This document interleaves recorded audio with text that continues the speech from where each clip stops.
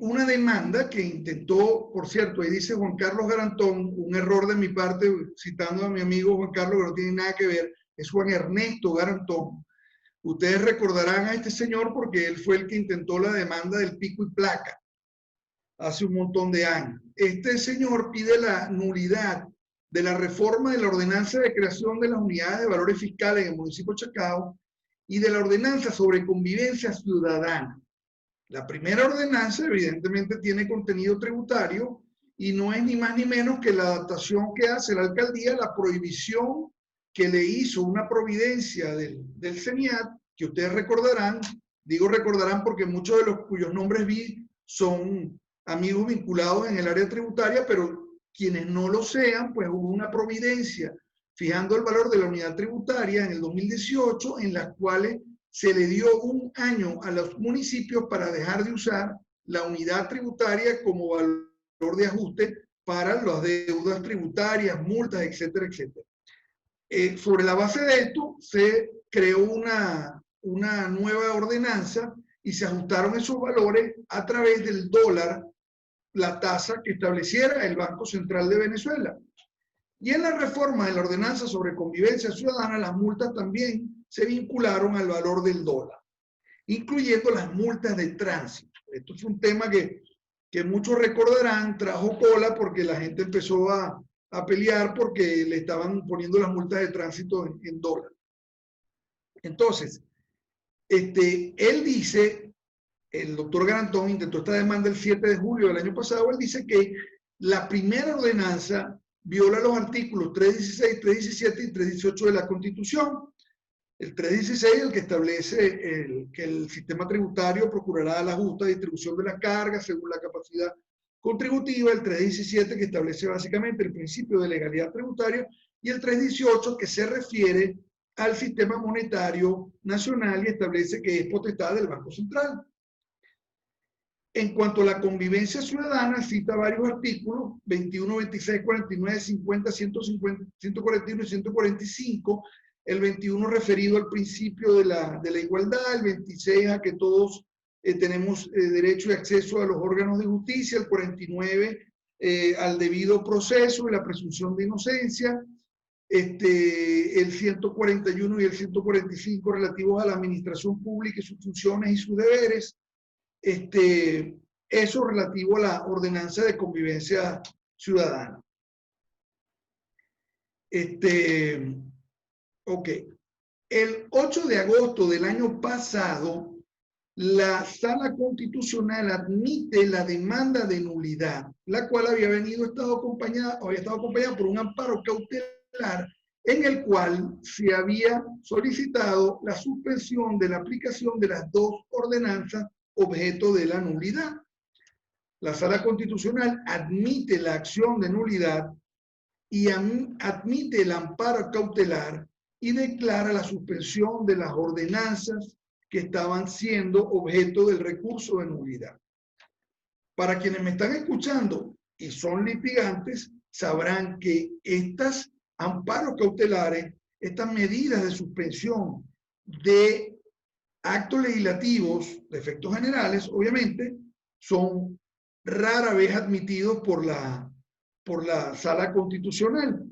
Hay una doctrina amplia de la Sala sobre por qué ella no considera que debe decretarse un amparo cautelar, y uno de los casos más conocidos fue el famoso caso de la providencia de retención del IVA. Entonces, el Chacao se quedó paralizado con sus ordenanzas, pero dictó una ordenanza para aplicarla en materia de aseo urbano. Y en vez de ajustar o calcular las tasas sobre el valor del dólar, decidió hacerlo sobre el pago, sobre la tasa de los criptoactivos, básicamente del petro. Todos aquellos criptoactivos que fueran reconocidos por el Banco Central de Venezuela.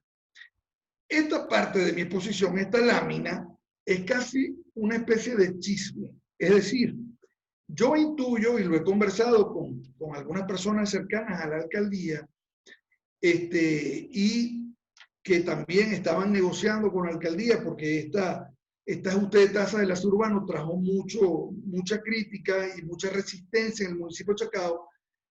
Yo intuyo que esto fue tomado como una manera de burlar la suspensión de la ordenanza de los ajustes tributarios, porque bueno, el aseo urbano es una tasa de naturaleza tributaria, hasta donde yo siempre lo he entendido y creo que es una posición mayoritaria. Entonces, cuando esto sucede, algo debe haberse movido en la sala, porque cuando ustedes revisan la sentencia del 7 de julio, objeto de esta charla, ustedes verán que en ninguna parte se dice que Juan Ernesto Garantón o algún otro apoderado o alguna persona que actuara por él solicitó lo que se dictó el 7 de julio. La propia sala, motu propio, hasta que nos prueben que no es así, decide actuar y ir más allá de lo que había hecho el 8 de agosto del año pasado. El 8 de agosto decidieron suspender esas ordenanzas, por lo cual no debían ser aplicadas, y ahora decidieron ir muchísimo más allá, porque estábamos hablando de dos ordenanzas, una que no tiene nada que ver con los tributarios, que es la de convivencia ciudadana, y ahora, como ya todos saben, la sala va más allá y sobre la base del mismo artículo 316, en cuanto a la protección del sistema, o la idea de que el sistema tributario debe propender a proteger la economía nacional y la capacidad contributiva y la justicia, etcétera, etcétera, decide actuar. Y es lo primero que señala, es que no se ha dado cumplimiento a lo dispuesto en el artículo 156, numeral tercero de la Constitución, que es el tema de la armonización tributaria. Ese artículo señala que el Poder Nacional podrá dictar una legislación para armonizar la tributación nacional y estatal, ¿ok? Estableciendo límites, estableciendo conceptos básicos, estableciendo parámetros, limitaciones, etcétera, etcétera. Dice que esa legislación no existe, que no hay una ley. Bueno, no hay una ley, ¿verdad? No hay una ley que establezca normas sobre armonización tributaria como tal, es decir, no hay una ley de armonización tributaria municipal o estatal, pero sí existe una legislación porque hay varias leyes que tienen normas que regulan esto. Eso lo vamos a ver más adelante. Lo cierto es que sobre la base de esa afirmación decide hacer dos cosas. Suspender por un lapso de 90 días cualquier normativa dictada por los consejos municipales o consejos legislativos que establezcan algún tipo de tasas o contribución de naturaleza tributaria. Y segundo, ordena al vicepresidente del área económica que se reúna con gobernadores, alcaldes y el jefe de gobierno del Distrito Capital y conformen una mesa técnica. ¿Ok? Una mesa técnica que va a coordinar los parámetros dentro de los cuales se ejercerá esa potestad tributaria y que se encargará de armonizar los distintos tipos impositivos y las alícuotas de los tributos. Aquí ya la cosa pasa a castaño oscuro, pero el análisis de la sentencia lo vamos a hacer después que contemos un poco de historia.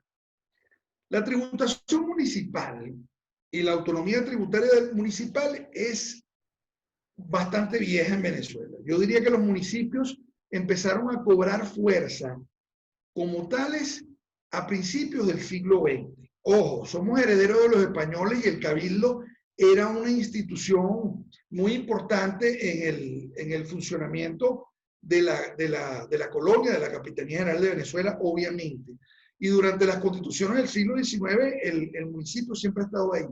Pero el municipio, como lo conocemos hoy en día en Venezuela, es un desarrollo que viene más de los tiempos de Castro y de Gómez.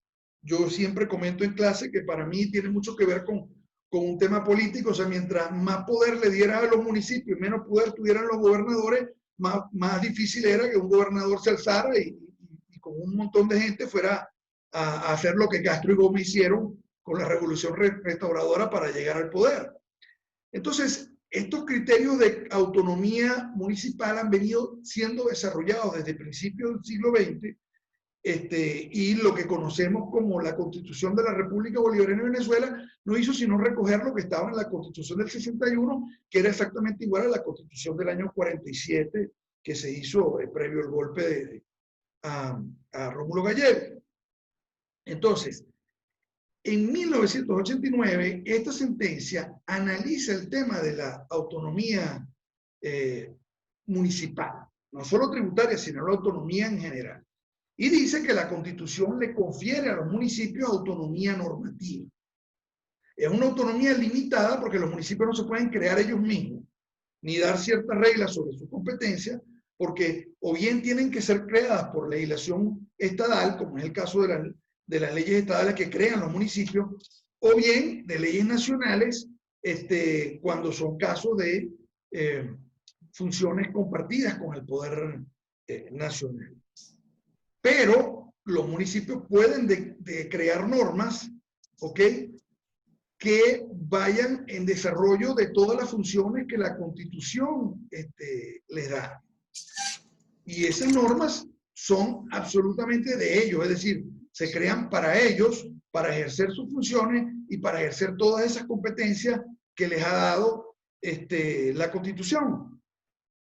Entonces, en esa sentencia se dice que las ordenanzas son leyes, que en algunos casos están en una relación de competencia, en otros de subordinación y en otros se da una jerarquía normativa. Una ordenanza está por encima de una ley nacional cuando la ordenanza regule competencias que le son propias de los municipios y por lo que les ha dado la Constitución, como son las normativas que regulan los tributos que la Constitución les ha otorgado y que forman parte del poder tributario de los municipios.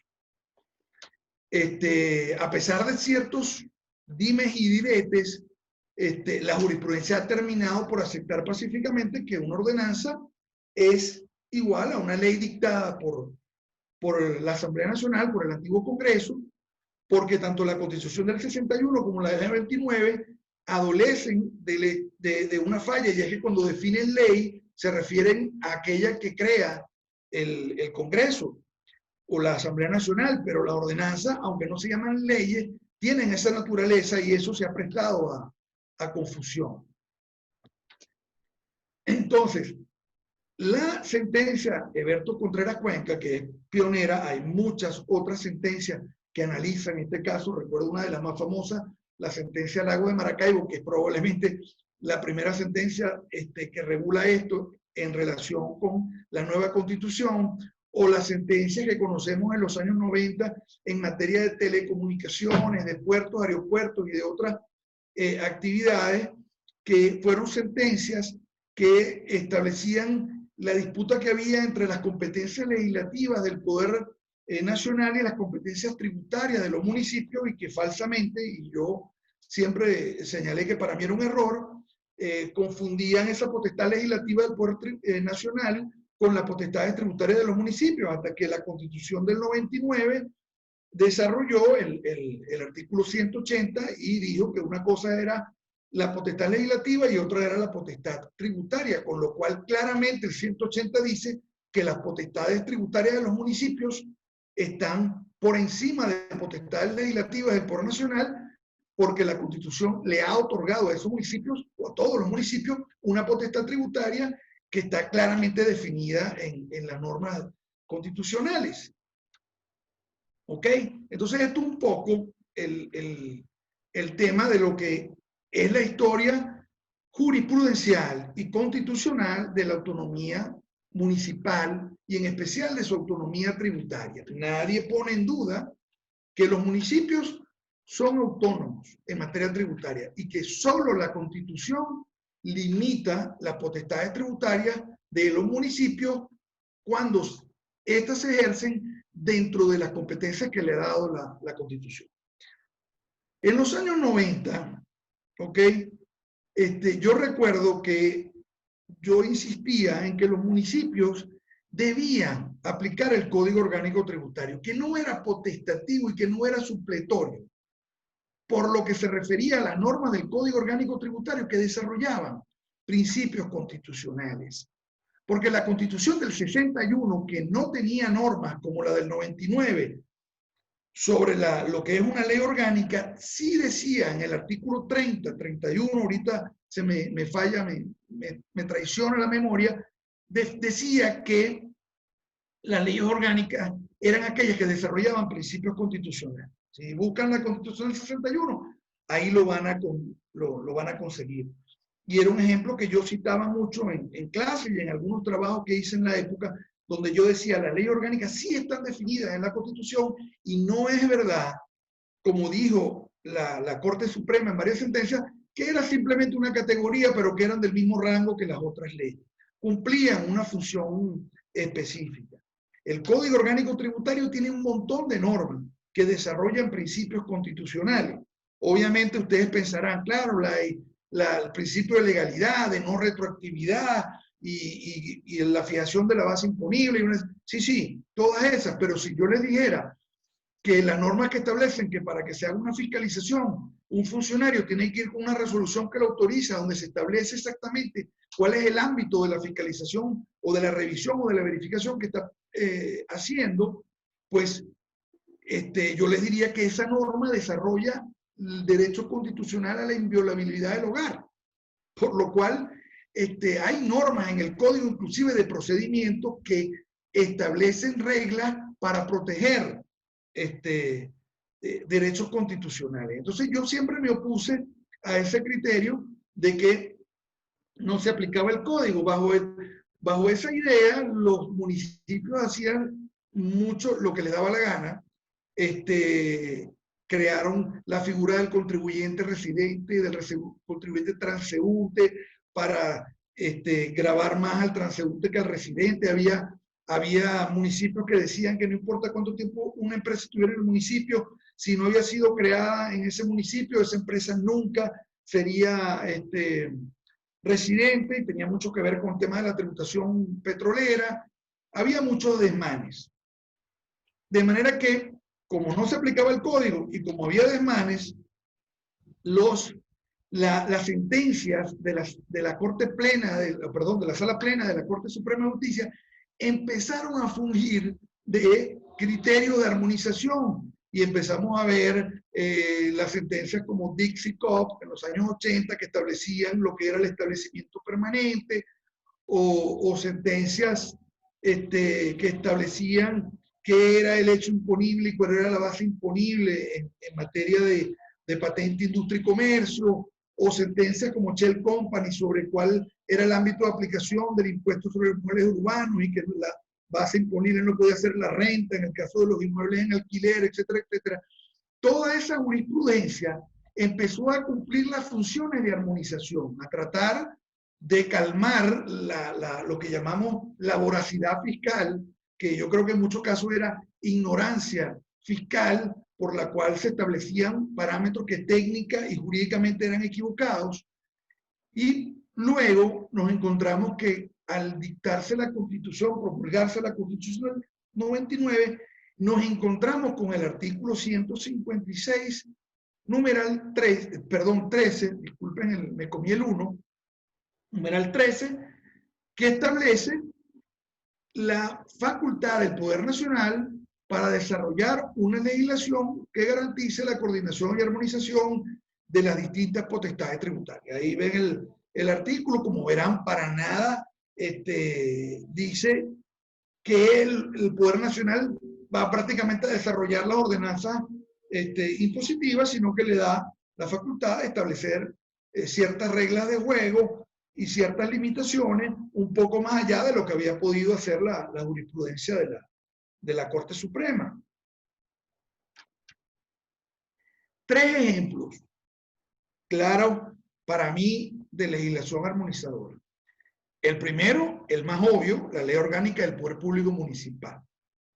Quienes hayan leído la ley, quienes estén familiarizados con la ley, que son bastantes de los que vi en un principio, pues saben que al llegar a la tributación municipal, la ley establece parámetros para los distintos tributos que a los municipios corresponden: publicidad comercial, inmuebles urbanos, patentes de vehículos, etcétera, etcétera. Y especialmente el impuesto sobre actividades industriales y comerciales, que siempre hemos conocido como la patente de industria y comercio. ¿Ok? Ahí se establece cuál es el hecho imponible, cuál es la base imponible, cuál es el periodo fiscal, porque cada municipio podía fijar el que quería y había todo tipo de cosas, y en muchos casos se jugaba con los criterios, con la fijación de los ejercicios para cambiar las ordenanzas a mitad de camino cuando hacía falta o se quería tener más dinero. Ahí está claramente desarrollado cuando las actividades se hacen en zonas acuáticas, como por ejemplo el lago de Maracaibo, una serie de normas que claramente ponen limitaciones a la tributación municipal. En materia de telecomunicaciones se establece que la alícuota máxima es el 2%, que el municipio que tiene la potestad tributaria es aquel donde reside la persona que paga el servicio, etcétera, etcétera, etcétera. ¿Okay? En la ley de puertos y aeropuertos hay, por ejemplo, una norma sobre la tasa aeroportuaria, que a lo mejor muchos les ha tocado revisar, en la cual se establecen los parámetros máximos, y lo mismo en las normas sobre uso de carretera y cobro de peaje también se establecían máximos para eso, y eso es parte de la legislación armonizadora. Que se pudiera dictar un código orgánico tributario municipal, bueno, por supuesto, se podría dictar, pero no es que hay un vacío y no es que no existen normas en materia de armonización tributaria, especialmente municipal. Eso que dice la sentencia es falso. Ahora bien, vamos a analizar la sentencia empezando por el artículo 316. Eso de que el ajuste de las deudas tributarias sobre el valor del dólar fijado por el Banco Central viola el artículo 316 es discutible y probablemente sea cierto. ¿Ok? Yo particularmente siempre demando la nulidad, o sea, demando la nulidad, no, pido la desaplicación por control difuso del artículo del Código 91-92, se ha movido, que establece la actualización de deudas tributarias y de las multas. ¿Ok? Es un tema que muchos podrán no estar de acuerdo, otros estarán de acuerdo, pero lo que sí, yo no voy a decir que da risa, no quiero decirlo de esa manera, pero lo que sí causa un poquito de suspicacia es que la salsa que es buena para el pavo no sea buena para la pava, porque es lo mismo que pasa con la tributación nacional.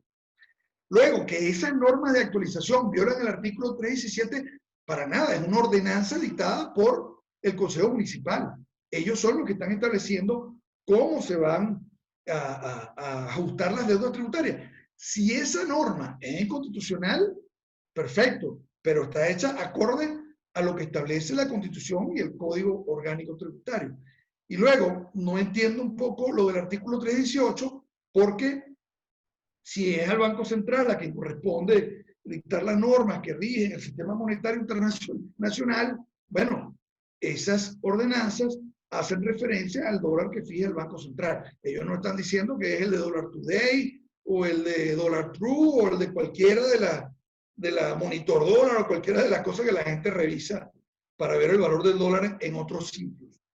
Claramente hacen referencia al Banco Central de Venezuela. ¿Ok? Entonces, como ya dije, pues en mi opinión, el 316, perfecto. Podríamos estar hablando de la violación del principio de capacidad contributiva, pero lo que no entiendo es por qué para unos y para otros no. En los otros dos, pues ya conversamos sobre el tema. Ahora bien, la Sala Constitucional es la competente para conocer de las ordenanzas. Y la Sala Constitucional puede dictar como medida cautelar la suspensión de la aplicación de las ordenanzas. ¿Ok? No suele hacerlo. El fundamento de la demanda es muy débil, por lo cual evidentemente uno piensa que jamás han debido hacerlo, han podido conocer del recurso de nulidad sin decretar el amparo cautelar, pero está bien, lo hicieron. ¿Ok? Ahora bien, ¿qué hace la Sala Constitucional? ¿Cuáles son sus competencias? Bueno, lo primero que le toca a la Sala es garantizar la supremacía y efectividad de las normas y principios constitucionales. ¿Okay? La sala es el último intérprete de la Constitución y tiene que velar por su uniforme interpretación y aplicación. Y las interpretaciones de la sala sobre el contenido, alcance, normas y principios constitucionales son vinculantes para las otras salas del Tribunal Supremo y demás tribunales de la República. De hecho, este es un cambio fundamental en materia legislativa en Venezuela, y yo diría, no se asusten, serviliano, tranquilo, que tuvo la Constitución del 99, porque las sentencias de la Corte Pleno, de la Sala Plena de la Corte Suprema de Justicia, de los tribunales, no eran fuente de derecho, no eran vinculantes en la vigencia de la Constitución del 61. Y esta norma ha hecho que las interpretaciones de la Sala Constitucional sobre estas materias, sobre la interpretación de principios constitucionales, etcétera, etcétera, etcétera, sí sean vinculantes y sean fuente de derecho al punto de que yo no puedo, ¿verdad?, contradecir esos criterios de la sala, y en los casos de contradecir mis propios criterios en las otras salas, cabe el recurso de revisión de legalidad ante la sala constitucional, precisamente porque se le ha dado un carácter diferente, un poquito más allá del que tenía la Constitución del 61, a los criterios de la sala, inclusive de las otras salas. Pero en materia de los principios constitucionales y lo que diga la sala constitucional es vinculante. Ningún tribunal puede llegar y decir, no, mira, ¿sabes qué? Yo no estoy de acuerdo con la sala constitucional, porque tendría que estar muy bien fundamentado para ello, y probablemente reciba un regaño, y he visto muchas sentencias, igual que usted, donde se regañan a los jueces por ese tipo de decisión.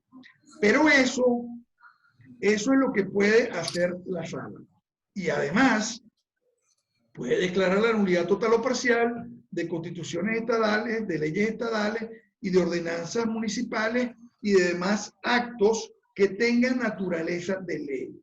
Si no es una ley, no le compete a la sala constitucional. Hemos visto en muchas sentencias, yo voy a citar dos, pero hay varias. La sentencia de Merimata Millán en materia de amparo constitucional y la famosa sentencia del artículo 31 de la Ley de Impuestos sobre la Renta, donde la sala dice que como la normativa no se apega a los criterios o los principios constitucionales, hay que reformarla. Y por tanto, ahora se debe interpretarse que la norma dice esto, dice otro, o se anula un artículo y se establece que lo que ese artículo decía ahora se va a hacer de cierta y determinada manera. En mi criterio, y creo que es el criterio de muchos, eso no está entre las facultades de la sala constitucional.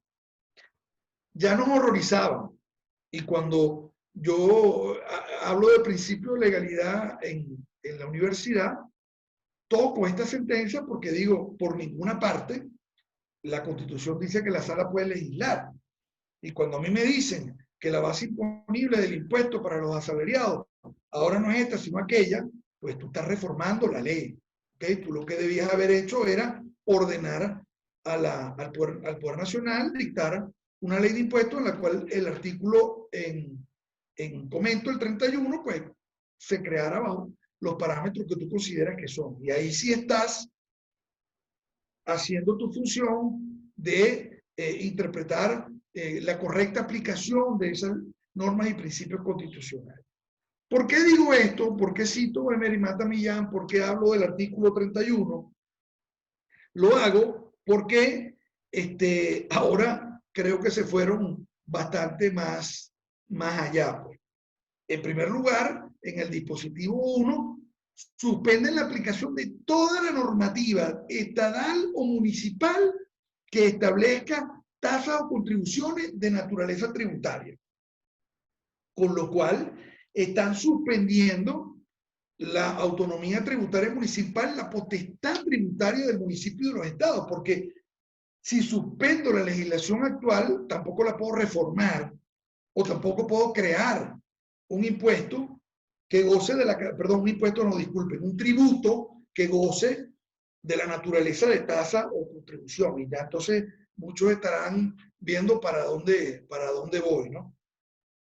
Eso va más allá de esa potestad legislativa que la Sala Constitucional se había arropado para ella en otra sentencia. Esto ya es que yo además digo que los artículos de la Constitución que le confieren potestad tributaria a los municipios de los estados no se van a aplicar hasta que no se pongan de acuerdo en el tema de la armonización, el cual además se lo doy a un ministro del Poder Ejecutivo cuando el artículo 156, al hablarnos de una legislación en materia de armonización, claramente está hablando de la Asamblea Nacional, del Poder Legislativo Nacional.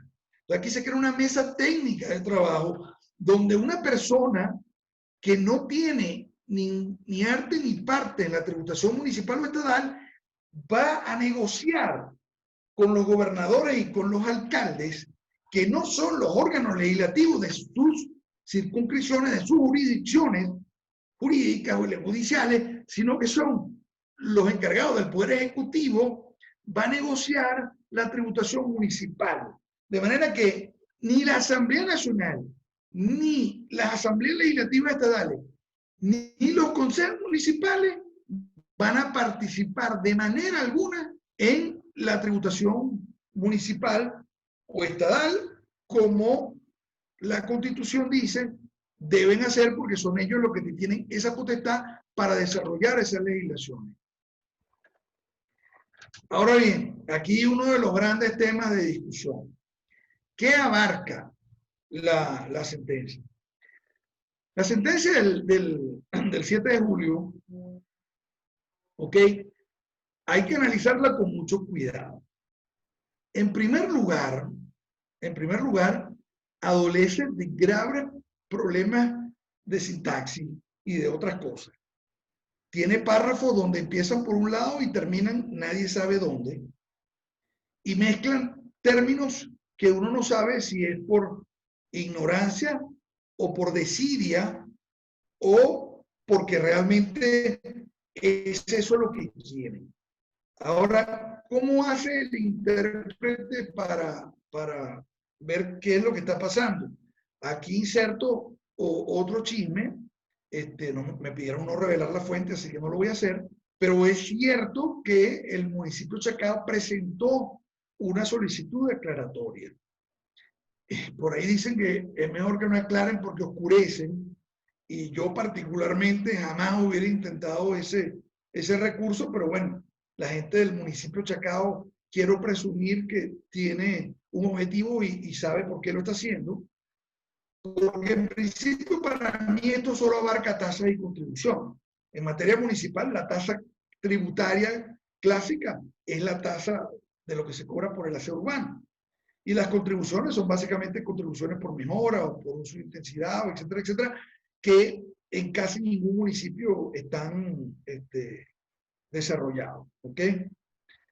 Sin embargo, hay también quienes dicen que la sentencia abarca los impuestos de los estados y los municipios, porque en el dispositivo 2 se habla de armonización de tributos y fijación de alícuotas, etcétera, etcétera, y qué sentido tendría darle la orden al ministro de Economía de trabajar en esa mesa técnica y ponerse de acuerdo con alcaldes y gobernadores sobre la tributación, incluyendo los impuestos, si además no se suspende la aplicación de los impuestos.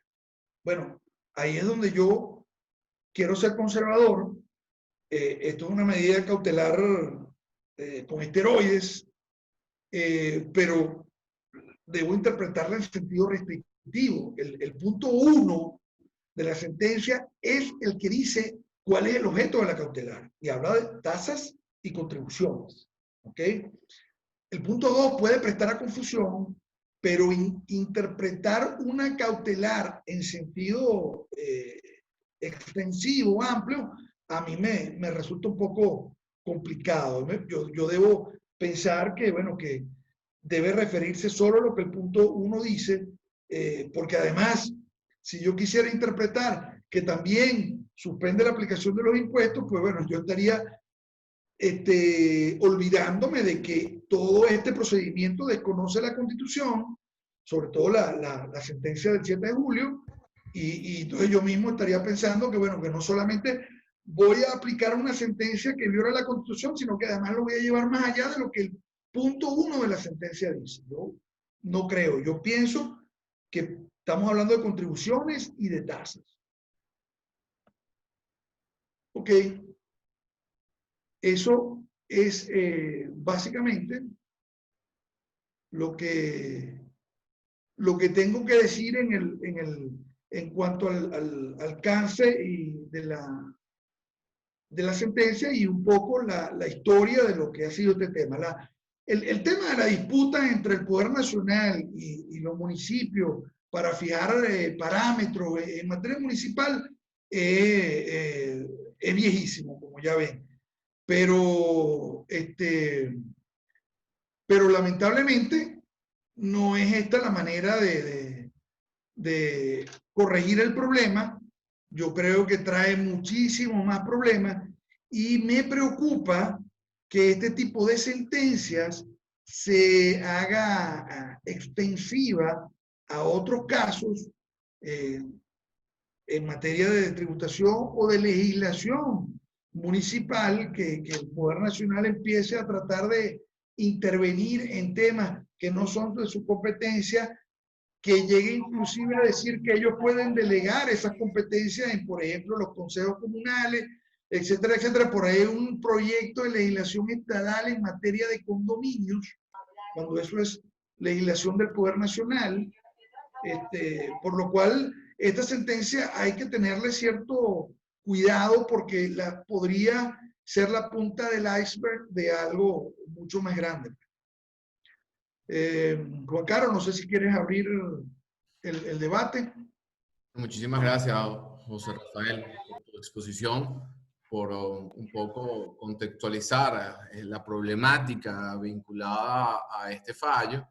Yo creo que me parece que en atención a las preguntas, comentarios, pues, podemos lograr una interesante dialéctica. Bueno, queda abierta las preguntas, José Rafael, pueden utilizar el chat, con mucho gusto yo se las transmito a José Rafael para que pueda atenderla. Yo, un poco mientras recibo las preguntas, y tengo mucho a José Rafael y ha sido interesantísimo, pero no quisiera tomar un protagonismo que no me corresponde, pero quisiera adelantar alguna un poco mientras nuestros participantes te escriben por el chat, que es un poco la dimensión temporal del fallo, ¿no? Mucho se ha dicho a cuál sería esa suspensión, si abarca o no abarca, independientemente de cuál sea la consideración del alcance, tasas o contribuciones o tributos causados en el mes de junio, pagaderos en el mes de julio, si considerando que ya el mes de julio había iniciado el ejercicio, en todo caso la suspensión correspondía al ejercicio fiscal siguiente, considerando que muchos municipios tienen ejercicios de carácter semanal, quincenal o mensual, de manera que quisiera arrancar a José Rafael con esta pregunta mientras recibo las de nuestros participantes. Esa pregunta es bien interesante, Juan Carlos, porque a lo largo de la discusión, empezar a hablar de esos temas podía distraer la atención de la manera como yo lo quería poner. Pero aquí hay muchos temas. Por ejemplo, el municipio Chacao, y tengo entendido que lo hicieron varios, decidió copiarse el tema de los adelantos de impuestos del Poder Nacional. Y entonces creó o modificó su ordenanza para decir que el ejercicio fiscal en patente, industria y comercio era el mes. Y la ley orgánica del Poder Público Municipal establece claramente que es el año. O sea, ningún municipio puede ir por encima de lo que establece la ley orgánica del Poder Público Municipal, porque esa es la legislación armonizadora a la que se refiere la Constitución. Ese era un punto. Luego, otro punto, varios municipios, Chacao, y digo Chacao porque, bueno, al final del caso contra Chacao, habían establecido que para poder pagar el impuesto de patente, industria y comercio, tenías que estar al día con el aseo urbano. y eso no tiene nada que ver. O sea, yo tengo que pagar mi impuesto. Es más, yo siempre he dicho que así como yo tengo la obligación de pagar mis impuestos, el sujeto activo, llámese como se llame, está obligado a recibir los pagos. Eso de que yo no te recibo el pago porque me tienes una deuda pendiente, el Código Orgánico Tributario tiene mecanismo de imputación de deudas. Y entonces resulta que todos los años con los municipios una corredera, porque si tienes un juicio pendiente, tienes que pedir que te exceptúen para que reciban el pago. Entonces no quieren recibir pago cuando es su obligación cobrar los impuestos. Es obligatorio hacerlo. Entonces estaban cerrando compañías porque en Chacao hubo mucha resistencia al cambio de tasas, al tema de los criptoactivos, al hecho de que se fijó como base imponible los metros cuadrados del negocio del contribuyente, y entonces estaban haciendo eso. Hace una semana, como una gran gracia a raíz de la sentencia, dijeron, bueno, ya desvinculamos el pago de la sede o el pago de patente. Bueno, porque nunca has debido haberlo vinculado. ¿Ok? Entonces, bueno, imagínate. Todo ese tipo de cosas también creo que dio pie a estas acciones que son todo lo malas que puedan ser, pero no sabemos si a lo mejor, si los municipios hubieran continuado bajo el carril, pues no hubiéramos llegado a esto. También es cierto que el CENIAT, en forma inconstitucional, en su providencia, le había prohibido a los municipios utilizar la unidad tributaria, cuando yo creo que eso también viola la potestad tributaria municipal, y lo señalamos, creo, se ha hablado desde que eso pasó varias veces, tanto en conversaciones informales como en conferencias, en salón de clase, de que no podía una providencia del CENIAT decirle a los municipios, mira, la unidad tributaria es mía y no te la presto. O sea, no tiene ningún sentido. Sí, gracias, José. Bueno, yo no te voy a quitar, no voy a agregar un comentario distinto a los que has hecho, pero sí quisiera denunciar en forma, para mí, vehemente, que no tiene que ver con este fallo. Yo quisiera hacer abstracción de este fallo y quisiera levantar una crítica a la Sala Constitucional, que tiene años demorando la tramitación de recursos de inconstitucionalidad contra leyes estadales y ordenanzas. La sala político-administrativa demorando la decisión de fallos de actuaciones de determinación tributaria fundados en aplicaciones erróneas de ordenanzas y el Código Orgánico Tributario, de manera que se abandonó de alguna manera el control judicial del ejercicio de la potestad tributaria de los estados y de los municipios a través de los cánones correctos. De manera que eso para mí es una crítica importante. José, no, ese era coleado aquí en mi carácter de moderador. Iván López, saludos Iván, te pregunto, José Rafael, ¿crees que la Sala Constitucional apunte hacia la protección de intereses difusos? José Javier García, saludos José. Te pregunta José Rafael, en el supuesto que las autoridades municipales no acaten la suspensión, es suspensión, no condonación ni remisión, ¿cierto? Entonces, bueno, Iván te pregunta si hay una protección auténtica a los intereses difusos, y José Javier te pregunta cuál es la naturaleza auténtica de esa suspensión. En primer lugar, el juicio es un juicio de nulidad contra dos ordenanzas, ¿ok? Se alega que es por inconstitucionalidad, y obviamente la medida cautelar, ¿ok? Que como les digo, en mi opinión no era procedente por el fundamento de la demanda, que está en la primera sentencia, porque obviamente no tenemos acceso a ese expediente. Lo que pretendía era evitar que se aplicaran esas ordenanzas en el municipio de Chacao. Para mí esa medida cautelar es constitucional y legalmente posible, aun cuando yo consideraba que no estaban dados los fundamentos para eso, pero esa es otra historia. Pero no creo que sea por un caso de intereses difusos, en el sentido de que esta persona alegaba que ¿cómo se llama? Le violentaba los derechos constitucionales. En la primera sentencia dice, la sentencia dice que es público y notorio la incomodidad de la gente con la fijación de las multas de tránsito. Entonces, señor, usted es la sala constitucional.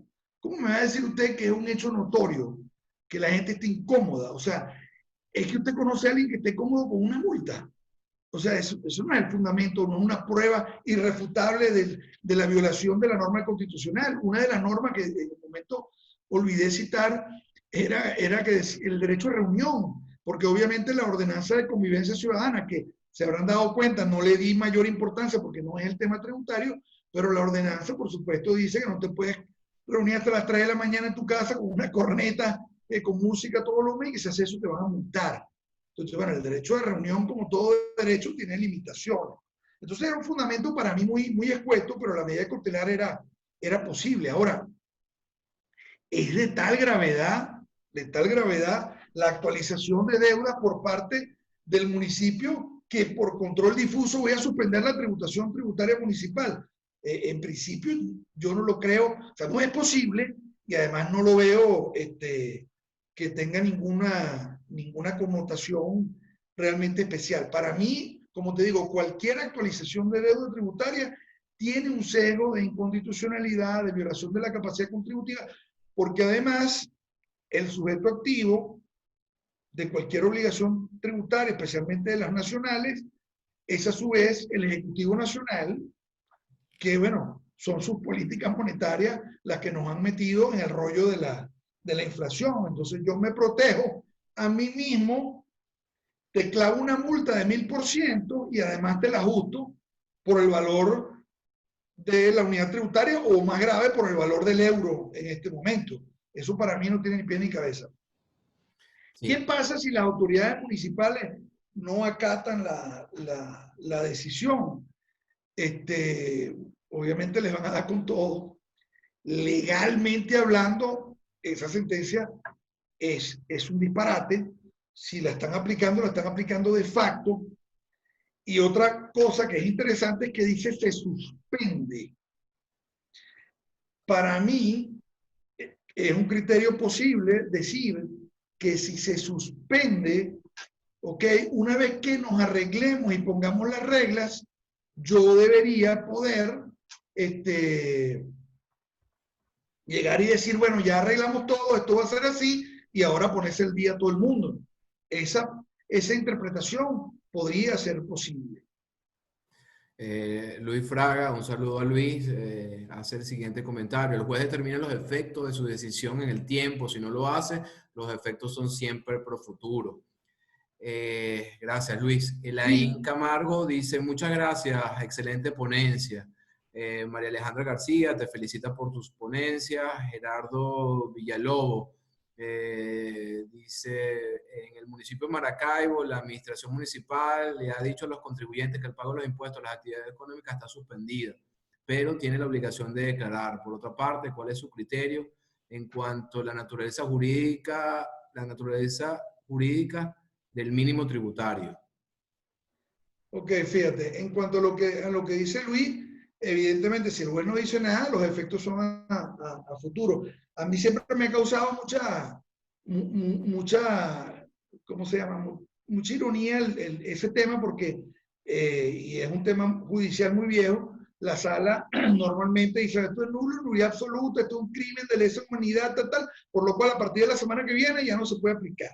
Entonces tú dices, bueno, ya va, pero nuestros maestros, nuestros profesores en el pregrado nos enseñaron muchas veces y nos dijeron muchas veces que un acto de nulidad absoluta es un acto que jamás ha existido en el tiempo, que jamás ha podido tener efectos jurídicos, ¿no? En materia de legislación, yo considero que una ley que viola derechos, pues debería ser lo mismo, pero siempre he entendido que aplicar esto hacia atrás, sobre todo actos de efectos generales o normas legales, pues traería un desbarajuste tremendo, por lo cual los jueces suelen hacer lo que dice Luis, decir, bueno, de ahora en adelante ya no vamos a hacer las cosas mal como las veníamos haciendo.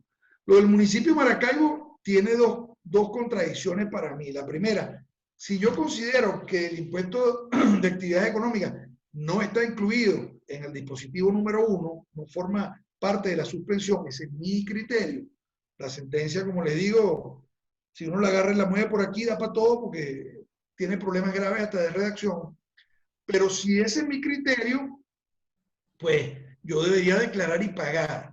Ahora, si la alcaldía dice que el impuesto está suspendido porque entiende que la suspensión abarca su normativa tributaria referido al impuesto a la actividad, entonces, ¿cómo me vas a exigir la declaración si esa es una obligación que está en la misma ordenanza? Pero esas son las cosas que vemos, ¿no? Tanto en esta pregunta como en la siguiente, José Rafael, aunque no están estrechamente vinculados a la sentencia, hay una preocupación en cuanto al mínimo tributario que exigen los municipios. Es la parte final de la pregunta de Villalobos, de Sí, Maracaibo. perdón. El AINE Sí. Camargo dice lo referente a los pagos de la tributación mínima, visto en algunas ordenanzas en estos tiempos afectan a las empresas. ¿Cómo quedan con esta sentencia? Un poco las dos Sí, preguntas bueno, alineadas. claro, bueno, en mi criterio, el mínimo tributable habría que pagarlo porque habría que pagar el impuesto a las actividades. Yo siempre señalo que el tema del mínimo tributable tiene que ver con que, bueno, la licencia de actividades económicas que me autoriza a desarrollar una actividad económica de índole industrial y comercial en un determinado local, la jurisdicción de un municipio X, pues genera el pago de por lo menos un mínimo tributable si yo teniendo esa licencia y estando autorizado para ejercer esa actividad, no puedo obtener un monto de impuesto que cubra el mínimo, ¿no? Que de ahí en adelante uno vea desmanes y que haya mínimos tributables difíciles de alcanzar, etcétera, etcétera, ya es otra historia. Que en medio de la situación en la que estamos viviendo, muchos municipios no le digan a empresas que no han podido vender ni un medio picado por la mitad, mira, vamos a dispensar el pago del mínimo tributable y tal, ya es otra cosa. Pero el mínimo tributable tiene una razón de ser, obviamente debe ser un mínimo y en principio, como les digo, para mí las ordenanzas de impuestos a la actividad económica no están suspendidas, no forman parte del dispositivo número 1 de la sentencia. Gracias, José. Carmen Elena Rangel dice, excelente exposición, muchas gracias por la oportunidad de validar los distintos criterios en esta materia. Nuestra querida Elvira Dupuy, siempre consecuente con estos encuentros tributarios de la BDT, dice, excelente, José Rafael, muy claro. A pesar de lo confuso del tema, debería considerarse la génesis del problema, que fueron las tasas, aunque todos sabemos los excesos existentes con los impuestos. El CENIAT propició este caos con su resolución del 2018 legalizada en el COT. Sí. Gilberto González señala, la tributación mínima del impuesto sobre actividades económicas es inconstitucional, ya que lo convierte el impuesto en una tasa.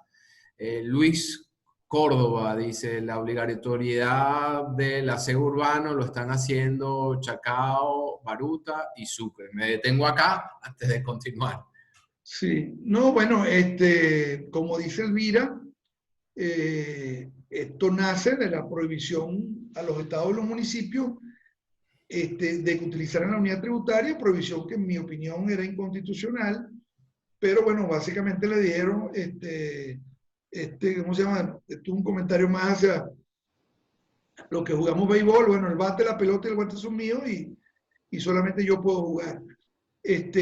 Lo cual, en mi opinión, pues no tiene sentido porque yo podía, como municipio, fijar la unidad tributaria como método de actualización. Entonces, claro, se pusieron creativos, se fueron con el tema del dólar y tal, pero uno dice, bueno, pues ya va, y eso no es lo mismo que dice el código hoy en día para la actualización de deudas y multas tributarias. O sea, es más, tú lees la sentencia del 7 de julio, mal redactada y todo, pero de la sentencia y parte de la sentencia del 8 de agosto, y tú dices, bueno, ¿y dónde queda el impuesto al patrimonio? ¿Dónde queda el sistema de adelanto de impuestos sobre la renta y de IVA? ¿Dónde queda la providencia de retención de IVA? O sea, todas esas normas violan todos esos principios que ahora la sala dice quiere proteger. Pues.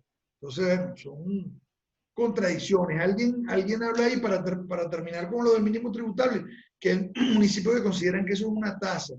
En mi opinión, la Constitución del 99 separó claramente la tasa por la expedición de la licencia del impuesto como tal. Por lo cual el mínimo tributable es un mínimo de impuesto y no tiene que ver con la tasa por la expedición de la licencia, que en la Constitución del 61 no estaba clara y que generó mucha discusión doctrinal sobre si de verdad existía el impuesto de actividad económica o el impuesto de patente o había sido una creación jurisprudencial, ¿no? Eso hoy en día no tiene discusión. Pues el impuesto es el impuesto y la tasa por la exposición de la licencia es otra cosa. Es más, hasta podríamos discutir si esa tasa tiene o no naturaleza tributaria. Sí, Carmen Elena Rangel, creo que en la misma línea, en algunas exposiciones han manifestado que los mínimos tributarios serían tasas y por ende no deberían cancelarse durante los 90 días. Gustavo Zambrano señala, muy buen análisis, doctor Belisario. De acuerdo con el alcance de la sentencia analizada, no aplicaría a las tasas y contribuciones tributarias del Distrito Capital y de la dependencia federal Francisco de Miranda Los Roques. Bueno, en ese caso particular hay que recordar que hay una sentencia, perdón, hay una ley, la ley que creó ¿cómo se llama? La alcaldía metropolitana, ¿ok? Señaló, por ejemplo, que la alcaldía metropolitana de Caracas, que es una institución que nunca ha debido ser creada, porque las alcaldías metropolitanas, la Constitución las estableció para los estados, para Caracas estableció el Distrito Capital, pero la alcaldía metropolitana de Caracas era equivalente a un estado. Luego se creó el Distrito Capital, y para mí sí debería ser equivalente al Estado si seguimos el criterio jurisprudencial, por lo cual, en principio, la legislación del Distrito Capital que establezca algún tipo de tasa o contribución estaría suspendida también. Héctor Orochena, siempre también consecuente asistente a estos encuentros. Hola, José Rafael. Los argumentos de voracidad fiscal siempre han sido respecto al impuesto sobre actividades económicas. Entonces no cabe la posibilidad de que esté incluido en la suspensión. Luis Córdoba dice, ¿y qué te parece que dicha multa sea totalmente confiscatoria? Elaine Camargo, ¿será que habrá algún ente del Estado, que habrá de algún ente del Estado un aclaratorio por parte de ellos para saber a qué atenernos? Bueno, a Héctor le voy a decir lo siguiente. Hace poco vi un meme donde había un muchachito acostado en el piso, tenía todo el cuerpo fuera de la casa y solo los pies estaban adentro. Y el meme decía, te prohíbo que pongas un pie fuera de la casa. Entonces, el niño pues estaba casi todo afuera, pero los pies estaban dentro de la casa.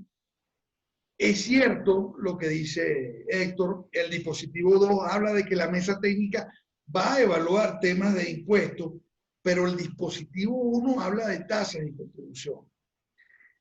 Tratándose de una sentencia que viola claramente la Constitución, que excede de las competencias de la sala, que suspende la aplicación de normas constitucionales, cosa que para nada es lo que establece la Constitución como competencia de la sala constitucional, pues a mí me cuesta tratar de llevar la interpretación más allá y decir, no, es que esto también abarca los impuestos.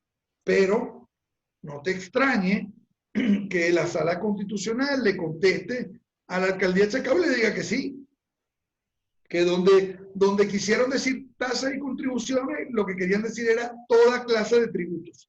Esas correcciones gramaticales de la sala las hemos visto también. Así que, ¿por qué no? Hay una multa que dice que es totalmente confiscatoria, no ubico cuál sería la multa, pero el Código Orgánico Tributario está full de multas confiscatorias. Sí. ¿Ok? Gustavo Zambrano te hace pregunta del ratón de biblioteca, José Rafael. Un saludo a Gustavo. Quisiera saber tu opinión sobre la posible extensión del alcance de esta cautelar a las tasas previstas en la ley de timbre fiscal estatal, entendiendo que el pago de las tasas sí, a través del timbre fiscal. O sea, sí, es correcto. Ese sería un buen ejemplo. Sobre todo que esas tasas, sí son las tasas que constituyente le quiso dar a los estados, ¿no? No toda la ley de impuestos de timbre fiscal, sino la tasa con el uso del timbre fiscal como pago. Eso estaría también evidentemente suspendido. Juan Bartoli creo que hace un comentario que yo creo que es el efecto pendular de este fallo, ¿no? O de los efectos de este fallo. Juan Bartoli dice, lo que trae cola esta sentencia es que los municipios pequeños del interior, o cualquier municipio, agregaría yo, luego de los 90 días comiencen con cobros agresivos contra los contribuyentes, los cuales, con la situación presente, se encontrarían en una posición bien difícil de cumplir. Benjamín Lea te felicita por tu ponencia, muy clara. María Gómez te felicita, excelente posición, muy de acuerdo con Fraga en relación con los efectos hacia el futuro, en relación con el comentario amable que hizo Luis antes. Elena Martínez dice, buenos días, algunos municipios ya han emitido pronunciamientos sobre el alcance de la referida sentencia, partiendo que se refiere única y exclusivamente a tasas y contribuciones, por lo que el impuesto quedaría fuera del alcance. Luis Fraga repite, gracias por comentar, un gran saludo para mi amigo José Rafael Belisario, que como ves, Luis, se los transmito. Elaine Camargo, la verificación y la fiscalización entra en esta sentencia. Ok, vamos con lo de los 90 días. A ver, se suspende por 90 días, por lo cual si en el día 91 no ha pasado nada, pues evidentemente la medida no podría seguir en vigor. Sin embargo, mucho me temo que esto se va a extender más de los 90 días. Ojalá que no, porque ya un día es un desaguisado, pero esto probablemente se extienda por más de los 90 días y eso pudiera generar una prórroga de la medida cautelar, por lo cual yo soy cautelosamente optimista con respecto al término de los 90 días. La verificación y fiscalización. ¿Cómo? La verificación y la fiscalización, pues mira, normalmente la verificación y fiscalización está referida a los impuestos, por lo cual en principio soy del criterio de que si los impuestos están vigentes, la verificación y la fiscalización están perfectamente vigentes. ¿Ok? Si hay alguna ordenanza o ley estatal en materia de tasas y contribuciones que establezca algún procedimiento para verificar el cumplimiento de esas obligaciones, pues evidentemente está suspendida porque no dice la cautelar que se suspende el cobro de la tasa de la contribución, sino las normas que establezcan tasas de contribución, o sea, toda la legislación. En eso sí pienso que hay una interpretación extensiva porque es clara el dispositivo, si algo es claro en esa sentencia en cuanto a que es el ordenamiento que rige esos dos tipos de tributos. Iván López, te felicita, excelente ponencia. José Ron, te felicito igualmente y quisiera saber tu opinión con respecto al aseo urbano del municipio Libertador, ya que el mismo es considerado como la alcaldía como una tasa, quedaría suspendido. Gerardo Villalobos te da las gracias por la respuesta. Raúl Hilton desde Guayana, siempre también consecuente con esta casa, dice, saludo y respeto. Aquí en el municipio de Caroní estamos los contribuyentes siendo afectados por una ordenanza municipal de actividad económica que se aprobó en el mes de septiembre del 2018, violando principios tributarios constitucionales. Entre ellos los que cita de legalidad, capacidad económica, no y retroactividad.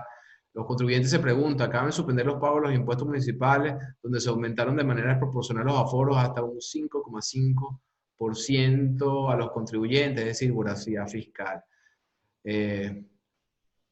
Bueno, mira, con lo respecto al aseo urbano municipio Libertador, sí, para mí el aseo urbano es una tasa. El hecho de que se cobra o se recolecte a través de una empresa privada no quiere decir que no tenga naturaleza tributaria. Les recuerdo una sentencia que no recuerdo si era un caso del doctor Alberto Uribe, pero recuerdo un caso de los peajes en Anzoátegui. No recuerdo ahorita el nombre de la sentencia, donde la carretera se había dado en concesión y la sentencia de la Sala Constitucional dijo, mira, es verdad que lo cobra una empresa privada, un concesionario, pero eso es un peaje, el peaje es un tributo.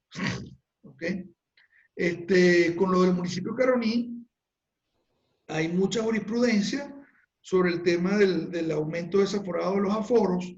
Ahora, suspender el pago del impuesto sin que por lo menos haya una cautelar, un recurso de nulidad contra esa ordenanza, pues yo no sé si es procedente. Si de repente en la aclaratoria que me dijeron solicitó el municipio de Chacao, la sala dice que sí, que abarca la patente industria y comercio, entonces bueno, te pueden agarrar y decir, la sala dijo esto y me transo y me pongo aquí, de aquí no me mueve nadie. Pero esa no es mi interpretación de la sentencia. Ahora, Héctor señalaba algo sobre que el tema de la voracidad fiscal tiene que ver con la patente. Yo le señalaba que el dispositivo 2 habla de los impuestos, de manera que interpretaciones hay. Pero si a mí me preguntara, y ya me lo han preguntado algunos clientes, yo le digo, mira, yo no dejo de pagar el impuesto. Yo solo dejo de pagar las tasas y las contribuciones de naturaleza tributaria. Serviliano, amigo y compañero del consejo directivo, dice, felicitaciones a mi querido amigo y profesor José Rafael Elizardo, muy claro como siempre. Gloria Alicia te da las gracias, muy clara tu exposición. Rosa Francia hace la siguiente pregunta, ¿se mantendría vigente solo el impuesto de timbre fiscal sobre instrumentos financieros y suspendido las tasas por timbre fiscal y papel sellado? Mira, yo estaba leyendo la pregunta de Rosa Francia, ¿no? Esto es un tema complicado. Tú que fuiste mi alumno lo sabes, ¿no? En primer lugar, yo siempre he dicho que lo que el constituyente y la Constitución del 99 le quería dar a los estados era el tema de el papel sellado y el timbre fiscal como medios móviles de pago de obligaciones tributarias por actuaciones ante la administración pública.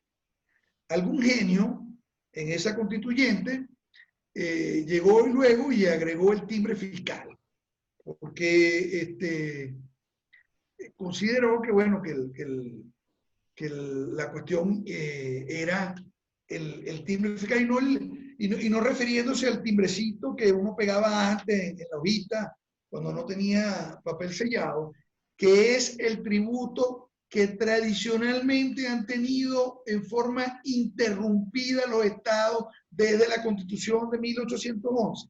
Vamos a conseguir por lo menos 4 o 5 constituciones desde 1811 donde se le confiere a los estados el tema de los timbres fiscales y el papel sellado. Pero alguien, además me acuerdo, además la norma habla de las estampillas y recuerda que siempre en clase hablábamos de que si era que ahora los estados iban a cobrar por las cartas que se enviaban, y ese comentario además deja traslucir lo vieja que fue esa conversación o esa clase en algún momento cuando alguien enviaba cartas.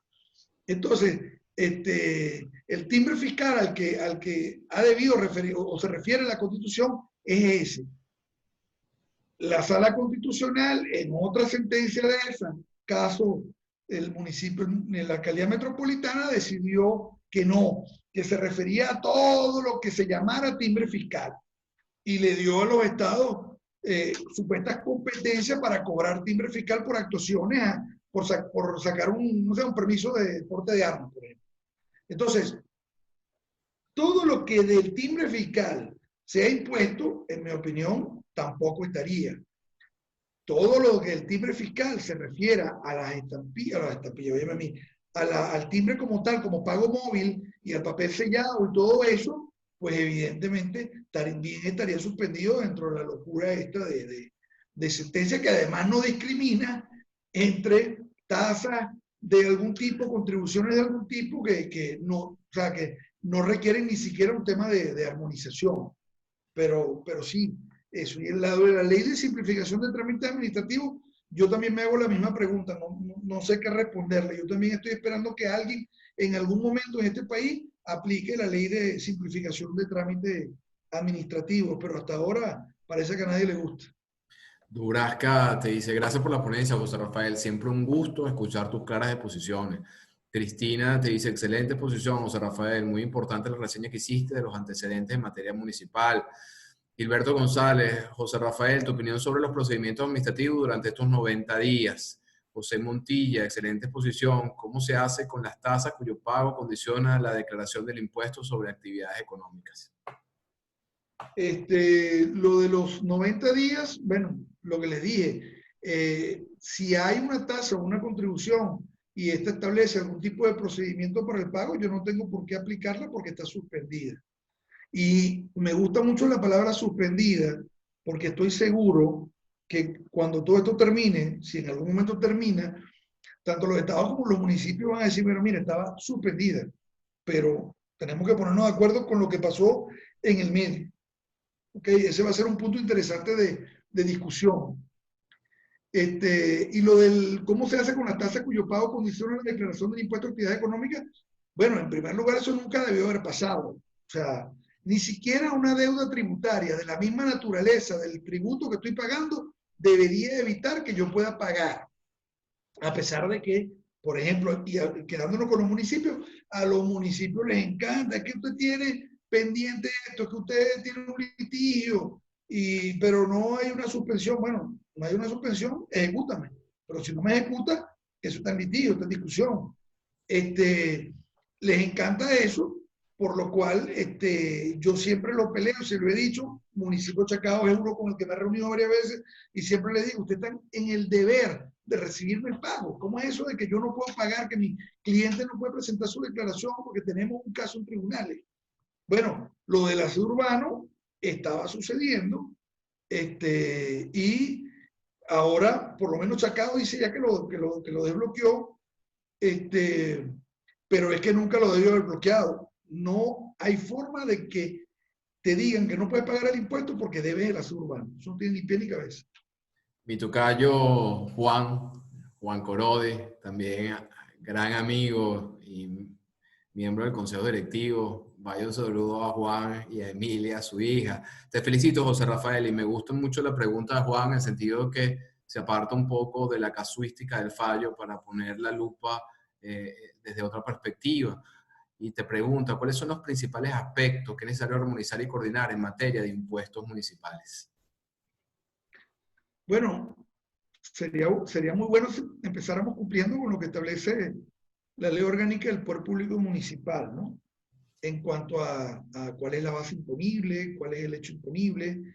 Yo siempre he sido muy crítico de eso porque yo siempre he dicho que el concepto ingreso bruto como base imponible del impuesto sobre actividades económicas es un concepto jurídico, no contable. De manera que no todo lo que entra en mi contabilidad forma parte de la base imponible. Si yo me dedico a vender carne, quesos, etcétera, etcétera, y tengo una flota de camiones para distribuir mis productos en los diferentes locales que me compran lo que yo distribuyo, ¿ok? En el momento en que yo decido renovar mi flota para comprar camiones nuevos y los vendo, eso no forma parte de mi base imponible porque yo no me dedico a vender camiones. Y la base imponible son los impuestos regulares que yo recibo por la actividad que a mí me han autorizado a desarrollar, que es distribución de alimentos, para decirlo de alguna manera. Por lo cual, esos ingresos extraordinarios que yo no estoy obteniendo como parte de mi actividad económica, en el sentido de que yo no vendo los camiones porque ese es mi negocio, sino porque voy a comprar unos nuevos, no puede formar parte de la base imponible. Entonces, esos criterios todavía falta mucho que se afinen. Un gran logro fue el tema del establecimiento permanente. El establecimiento permanente, que ya era un criterio jurisprudencial, sin embargo, fue bastante bien desarrollado en la ley orgánica del Poder Público Municipal, que era un tema que muchos habíamos discutido antes de la promulgación de la Constitución, de la ley, quiera, señores, bueno, pero ¿por qué no establecemos criterios parecidos a los que tienen los tratados para evitar la doble tributación? Porque no puede ser que si yo tengo oficinas en varias partes se me pretenda grabar. Yo atendí casos, y seguro a todos nos ha pasado, donde un cliente que hacía diseño de ingeniería en materia petrolera y tenía sus oficinas en Caracas, sin embargo estaba registrado como contribuyente en ANACO porque le estaba haciendo un trabajo a PDVSA ANACO. Y entonces el municipio ANACO pretendía que PDVSA le retuviera sobre los pagos, cuando esa empresa no tenía nada que pudiera considerarse como un establecimiento permanente. La ley vino a definir eso. Y yo creo que hacia allá es que tenemos que ir. O sea, vamos a empezar por cumplir la ley. Si consideramos que la ley debe mejorarse, pues vamos a mejorarla. Y lo otro que ni el Poder Nacional, ni los municipios, ni nadie se ha dado cuenta es que los tributos no son solamente mecanismos de recaudación, sino de política económica, y que por lo tanto tú no puedes pretender cobrar impuestos a trocha y mocha en las condiciones que sea. Tú recordarás que yo siempre cuando hablaba de capacidad contributiva decía que la economía, ¿verdad?, de la cual vienen los tributos era la gallina de los huevos de oro, y que tú podías con esos huevos de oro hacer todo lo que tú quisieras, omelette, huevo frito, perico, lo que fuera. Lo que no podías hacer era un sancocho de gallina. Y lamentablemente, en los últimos años, todo el mundo, CENIAT, alcaldía y todo el mundo ha hecho un sancocho que ya casi que es de hueso. Entonces, yo creo que todo el mundo debe partir primero de esa base de que los tributos no pueden rapar la olla, sino que los tributos deben enfocarse en mantener la olla constantemente como si fuera la bacteria del yogur, constantemente echando para arriba y tú comiéndote lo que va saliendo, que son los huevos de esa gallina, y no tratar de ver cómo hago para quitar el último pedazo. Y eso es lo que hemos estado viendo en los últimos años. Y todo el sistema tributario tiene que ir para allá. O sea, no podemos seguir en este primitivismo fiscal del siglo XIX. Tengo aquí, José Rafael, una queja que me hacen por un mensaje privado, que atendiendo la hora, si el invitado puede abstenerse de hacer ejemplos vinculados a alimentos y comida. Yo creía que nos iban a decir que habíamos salido despeinados, pero ya me calmo, no es ahí. Verónica hace una pregunta, Verónica Muñoz dice, en el caso de los servicios municipales, y yo agregaría estadales, cuyo financiamiento se produce con tasas, si esto puede provocar una parálisis en la administración tributaria municipal. ¿Cuál es tu opinión al respecto? Y después Manuel Iturbe, el vice, saludos Manu, creo que también ofrece una perspectiva distinta del fallo, que creo que vale la pena considerar. Dice, hola José Rafael, excelente exposición. La suspensión, señala Manuel, debería ser la causación de las tasas y contribuciones, porque se suspende toda la normativa que las establece por 90 días. Eso significa, agrega Manuel Iturbe, que no se pueden exigir dichos tributos posteriormente, una vez que cese dicha suspensión. Bueno, es una posición que no había escuchado, me claro, parece importante para el debate, ¿no? Sí, sí, absolutamente. Yo lo mencioné cuando dije que en mi opinión era perfectamente posible que trataran de cobrar eso alegando, bueno, eso estuvo suspendido, pero no quiere decir que no se puede. Y evidentemente va a haber quienes piensen que eso no es así. Ese debate lo vamos a tener, probablemente nos va a dar trabajo a los que nos dedicamos a esto. Ese debate lo vamos a tener, pero bueno, ahí va a haber criterio de todo y creo que nos va a tocar empezar a estudiar eso. Estoy seguro que Serviliano sí tiene ya todas las teorías al respecto, pero a los que no somos como él, pues nos va a tocar volver a leer algunos libros para terminar de definir los criterios sobre el particular. Pero lo que dice Manuel, estoy seguro que va a ser algo que va a alegar. Es más, a lo mejor nos tocará alegarnos a los que estamos del lado de los contribuyentes, pero como cuestión académica hay que mencionar que es posible que los municipios digan, no, mira, esto estuvo suspendido, pero ya se acabó y vamos para atrás. Eso es posible.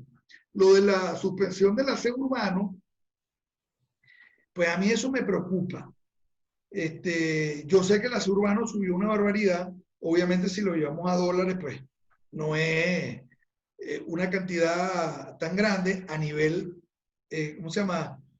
Particular. En materia comercial, sí hay algunos casos donde la cosa es fuerte, pero si hay algo que durante esta pandemia uno tiene que agradecer, por lo menos los que vivimos en Baruta, como es mi caso, y en Chacao, por otro caso, creo que Latillo es igual, ha sido el eficaz trabajo del aseo urbano.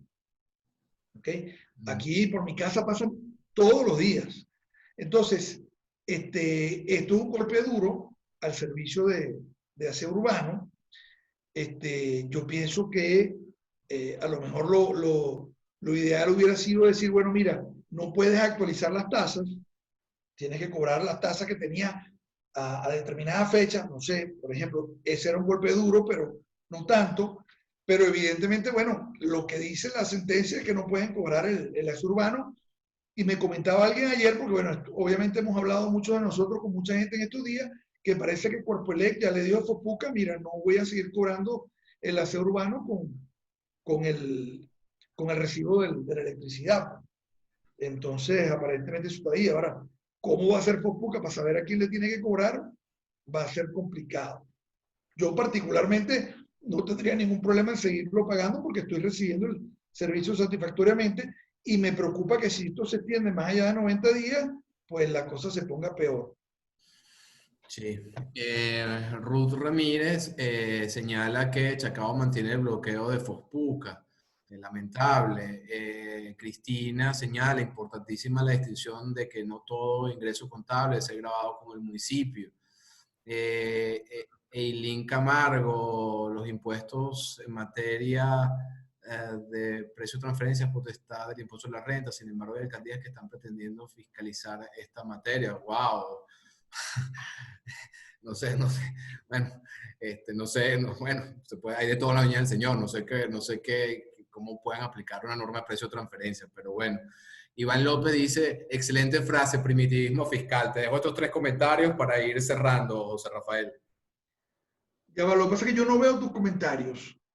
A ver, ¿dónde está? Más abajo. Bueno, no, Ok, yo ya va, ya estoy va. leyendo lo que están en Ok, el chat. ya va. Ok, los impuestos en materia de precio de transferencia.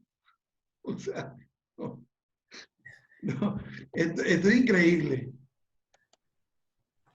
Luego Iván López te felicita. Cuando dice José Rafael increíble, se refiere al comentario de Ailín Camargo, donde aparentemente hay algunos municipios que están utilizando la normativa en precio de transferencia como sustento, como elemento de su potestad fiscalizadora. A Iván López le gustó mucho la frase de primitivismo fiscal, apreciación que yo comparto. Y cerramos con otro comentario de Ailín. Buenísimas todas las respuestas. En esta situación económica deberíamos estar todos informados y estos foros son muy buenos. Muchas gracias.